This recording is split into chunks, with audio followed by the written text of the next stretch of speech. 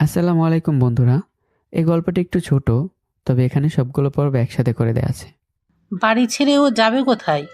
আকাশ কোথায় যাবে না যাবে তা আমি জানি না। তবে ও যদি এখানে থাকতে হয় তাহলে ওকে 10,000 টাকা দিতে হবে, এই বাসায় থাকতে হবে। বাবা, তোমাদের কথা শুনে মনে হচ্ছে আমি তোমাদের আপন সন্তান না। কোনো বাবা নিজের আপন সন্তানের সাথে এরকম আচরণ করতে পারে না। কোনো ছেলে তোর মতো নিজের বাবা বড় ভাইয়ের ওপর বসে বসে খায় না। কি শুরু করলে তোমরা? ছেলেটাকে একটু খেতেও তো দিবে। থাক মা, আমার খাওয়া লাগবে না।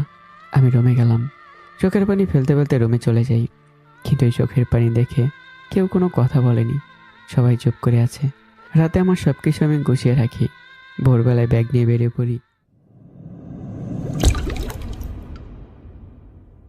সকালবেলা এক মুখ পানি মুখের মধ্যে ঢেলে দিয়ে আমাকে ঘুম থেকে ওঠানো হলো। ঘুম ঘুম চোখে তাকিয়ে দেখি ভাবি এই কাজটা করেছে। রাগে আমার শরীর জ্বলে যাওয়ার মতো অবস্থা। তবুও চুপ করে আছি। আর কেন চুপ করে আছি তা আপনারা একটু পরেই জানতে পারবেন। ভাবি, তোমার কি আজ কাজটা করা ঠিক হয়েছে?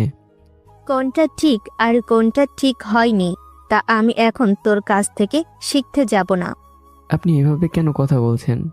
তোর মতো বেকার বাতাম্মার সাথে আর কিভাবে কথা বলবো আমি? কথাগুলো শুনে আমার মাকে ডাকতে থাকি। মা, মা কোথায় তুমি?